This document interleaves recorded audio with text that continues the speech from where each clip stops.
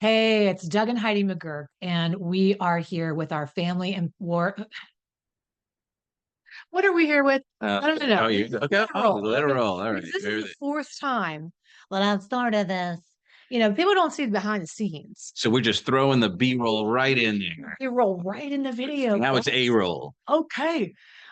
So it's family empowerment warrior. Yeah, and I was really excited about that because it stands with the few, and this is the new episodes that we're going to be doing Yep. weekly together. So I'm stoked, guys. Today, we have a different F word that we're going to bring to you today. And each week, we're going to bring you another F word in our Family Empowerment Warrior series. And today, the F word is Forgiveness. forgiveness. It's not, maybe, I don't know what you thought it was going to be, but it's That's forgiveness. a different channel. Maybe.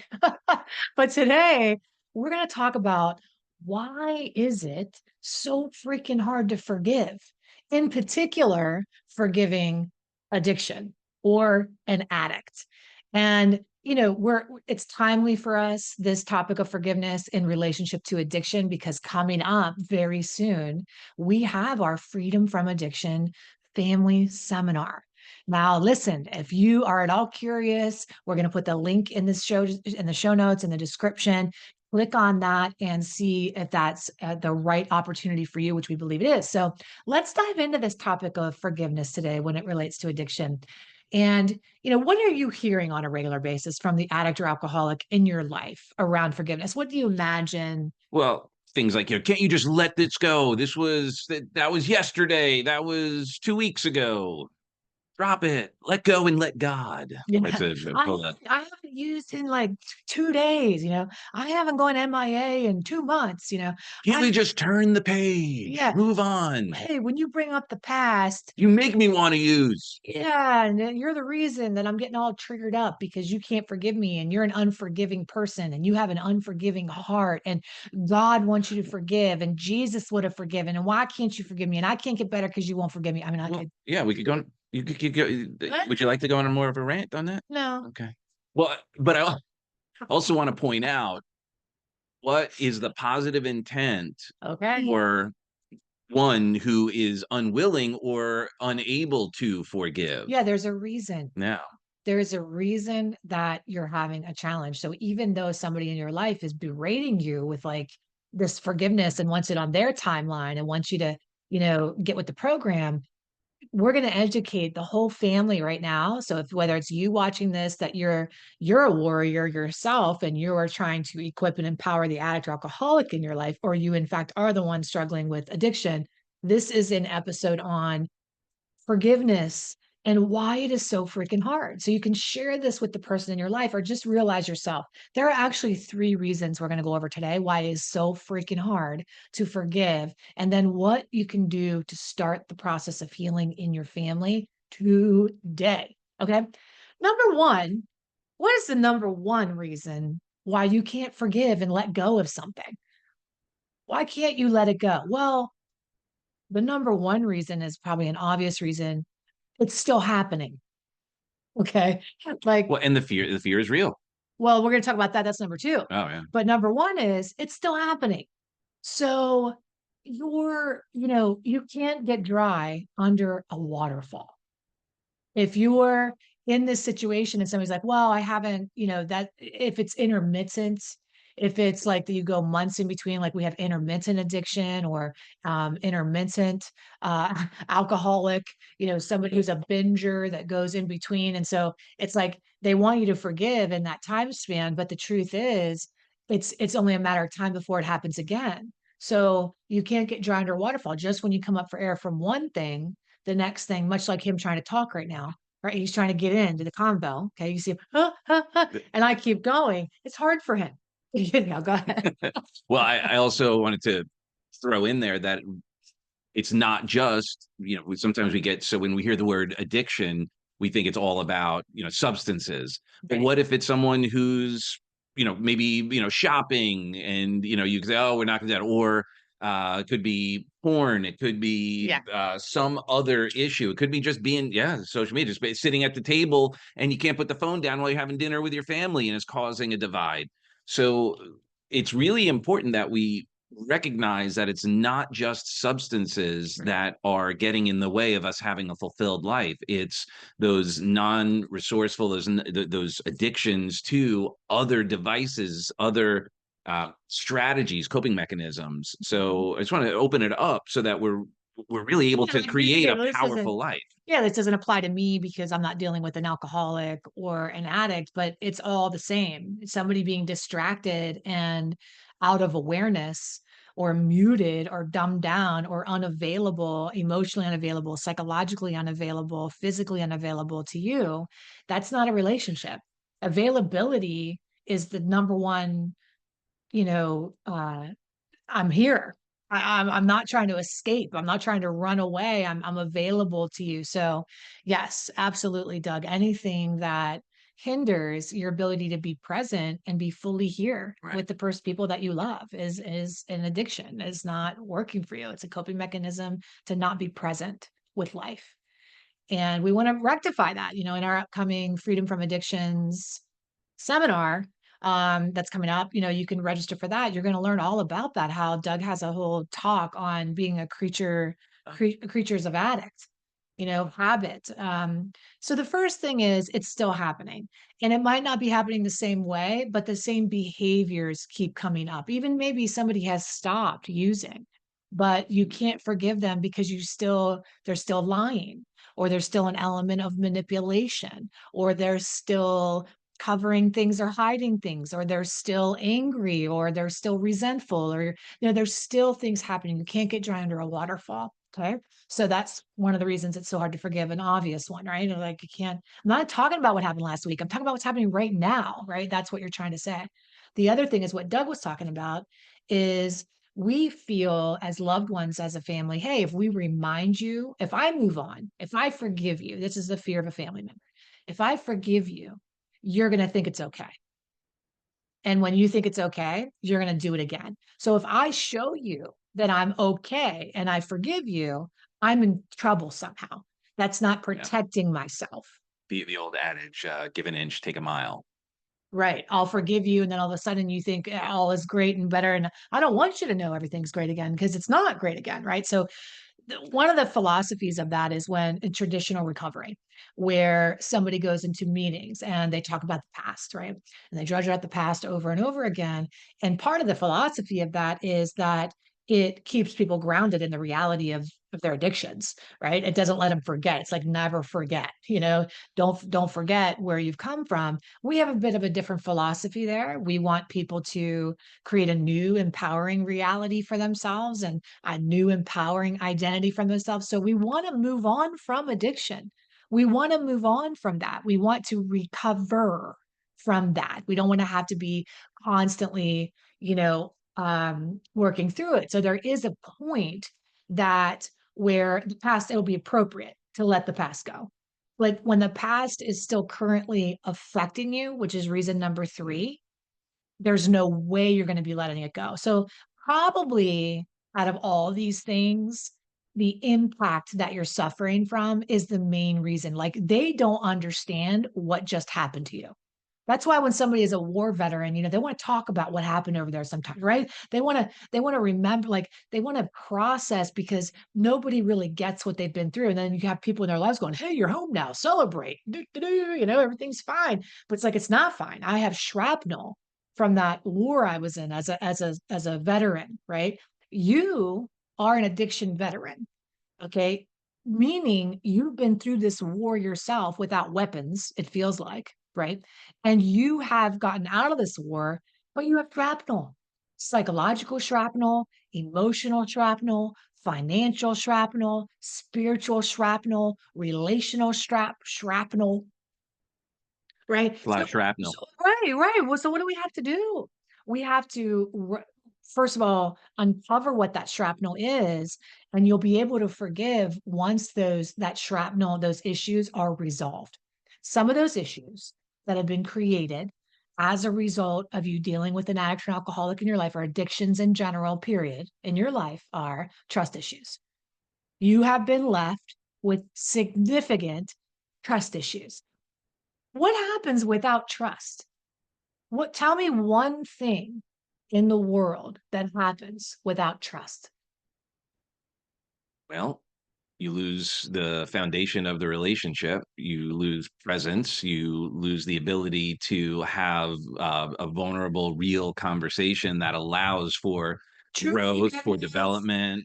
You know, and part of that forgiveness is accountability, recognizing how everybody's been impacted, recognizing the fallout of everybody. It also reminds me of, part of it is you're holding on. It reminds me of the scene from Tommy Boy. Remember Tommy Boy? Okay. And he was talking about a sail, but he was using a roll as the example, and he was using that as the example. "You're holding on to the sail, you're holding on to the sail so hard, so hard that you're Sell? squishing it." A sell or a sale? A A boat sail. sale? No, no, a sail, like a sail, like you're a You're salesperson. sailing? Oh, you're a A salesperson. salesperson. So you're holding on, Spectrum. yeah. Hold it on, and then you start feeding it and pushing it and all that, and we hold on to these challenges, these experiences, and then we look for someone to either hear us and appreciate it and understand, Validate it. but it's really hard when you're kinda going, "But you're the one who caused it," Right, exactly. and then there's this whole issue. Yet, also on the flip side, this conversation is around the also understanding the person who's displaying that behavior also has some issue going on that we want to be able to address as well so that everyone can move on and be their own unique and like interdependent group. Right? But it's very difficult if we keep holding on to the experience, but we understand why we're doing it. Yeah, so let's go on why else you're holding on to it. You got issues, trust issues, okay? And those are still coming up in your relationship. Intimacy issues. That all of that stuff that you've been through, the shrapnel, one of the shrapnel is intimacy issues. You've got a road back to connection that Mhm. sometimes forgiveness feels like, oh, they're gonna have expectations. As soon as I say I forgive you, then I'm expected. Now I'm expected to heal, be intimate. I'm expected to just move on. And all these things are lies that we tell ourselves. There is a process of recovery for you to get back to that place where you can trust, to get back to that place where you can have intimacy. There's communication issues, shrapnel that has arisen. There are self-esteem issues that have arisen with you where you've kind of forgotten like what's so lovable and wonderful about you when you're dealing with somebody who doesn't see you. They're over here and you're saying, "Well, choose me, choose me." And so it has affected you, your self-esteem, your intimacy, your trust, your emotions, your sense of self, your identity.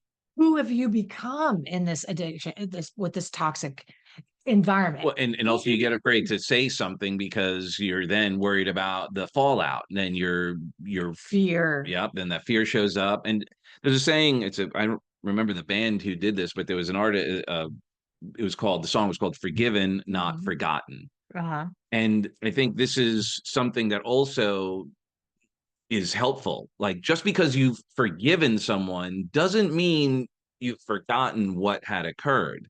And I think that's where some illusion happens because someone goes, "Oh, you forgive me. You let it go. Everything's okay." It's like, "Whoa, whoa, whoa, hold on. I'm not holding you hostage anymore, and I have not forgotten what has occurred, and my guard is up, and this is something that we need to work through and take that time." And ultimately, as we all know, is the forgiveness is about ourselves so that we're not living in the past, living in the pain, and able to move forward. It's really ultimately not about the person you're forgiving in the first place. Right, exactly. And that's kind of ninja level, an awareness around what is forgiveness, what are the steps, how do you forgive, how do you move past? And today we're talking about why it's hard for you. Just even acknowledging there's so much to talk about just in forgiveness. It's one of our pillars of conversations that we are going to have all the time. What is it? How do you let something go? How do you release something? How do you know What you've is forgiven? forgiveness? How do you know? All those things are important, but you've got to start somewhere. And right now we're going to start with what's in your way of forgiving. And if you don't acknowledge what's truly in your way of forgiving, you'll believe the lie that you're just an unforgiving person, or you're just supposed to blindly forgive, or let religion or stand in your way, or you'll forgive too early when you're not ready. To effectively forgive, something, you have to effectively blame it first. I don't know if most people are aware of that, but in order to forgive anything, you have to know what you're forgiving. So there's a blame phase here of responsibility and accountability of here's the impact of your addiction on me. Here's your impact of your toxic behavior on me. But that awareness is you. So you have to know, oh, I've been impacted. Yep, trust. Foundationally, I've been impacted. I don't trust anything. I don't trust my own judgment. I don't trust you. I don't trust anybody. Okay. Intimacy. I don't want to share myself anymore. I'm hiding. I'm becoming less of who I am in this. I'm losing my identity in this whole thing. Who am I? So many areas. So, what's the very first step if this is resonating with you? Well, the first step is kind of a leap of faith. Okay. The first step isn't a little baby download a checklist. Okay. Take a little step here. Right. Sometimes you If have you're to here, you take, already know you don't need the sometimes you have checklist. to take a leap. Okay. You have to leap your way in. You have to take a leap of faith. And that is putting your faith in your ability to learn something new, putting your faith in your ability to show up for yourself. And we're going to ask you to do that through our Freedom from Addiction seminar. Freedom from Addictions seminar. So go to familyempowermentwarrior.com. And that is where you will be able to sign up for our next Freedom from Addictions seminar. That's the very first step. Is it a leap? Yeah. We try to make it, affordable. You're going to invest obviously your resources somewhat, right? Definitely time. It's a whole weekend that we're going to spend together. It's virtual. So anywhere in the world, and we see clients from all over the world, okay, everywhere, all the places, and virtually we can come together. Now, I know you have lots of questions. Are who's going to see me? Is it you can turn it's Zoom, honey. So you know you can turn your cameras off and then turn them on. I mean, it's all don't let the fear stand in your way, Well, you more know? importantly, what you're going to be around are people who also Get it. understand. So it's not, there's no shame. There's no, these are people who have been through exactly what you've been through. And our goal is to help you move past it so that you are able to forgive and forgive yourself for Well, getting the locked stories you into. tell yourself, Yeah. I should have known this sooner. Why didn't I do this? Why didn't I do that? Yes, If only I if had done only I'd this. done this. Yes. There's so much blame and guilt that you're going to be dealing with that needs to be restored, needs to be dealt with and uh banished where it doesn't have a place in your life. Well, it's a paradigm shift in how you show up. You will, by the end of the weekend, what'll happen is you'll have a new lease on life. You'll be able to make new empowered decisions, That's make right. them from a place of strength and confidence, not Right. from And fear. hopelessness. Yeah. Make a decision from strength and courage than from fear and hopelessness. That's what the Family Empowerment Warrior movement is about. And you know what? The acronym is FEW. And that's on purpose because we all know that few are called to lead the many. Few are called to lead the many. Are you called? And that many is your Your family. family. It's That not many is not in just the you, world and you're right? going to lead It's minions. You're no, it's you're going to lead. You may have to be the leader of your own life. Okay, be the leader of your family. We're calling all leaders, and because now's the time to step forward. Now's the time to become one of the few, and join us in our mission to restore the family, whatever that family is, whether it's a inherited family or an adopted family or whatever family you're in, is it all counts. Okay. So if your family's broken right now, if you're struggling and suffering in your family and you have a loved one that's left like the prodigal son, okay, and you're in fear that they're not going to come back, okay, and you want your family back, you want to restore the peace in your life, the sanity in your life, the happiness in your life, the joy in your life, the just the spectrum of emotion. You'd settle for some joy. You've been in so much sadness for so long. And so we just want to encourage you that the first step is a leap of faith. And that leap of faith is to join us for our Freedom from Addictions seminar workshop. Go to familymempowermentwarrior.com and sign up. And we'll see you live and in person, virtually. In 1D. We love you. We'll see you soon. Take excellent care.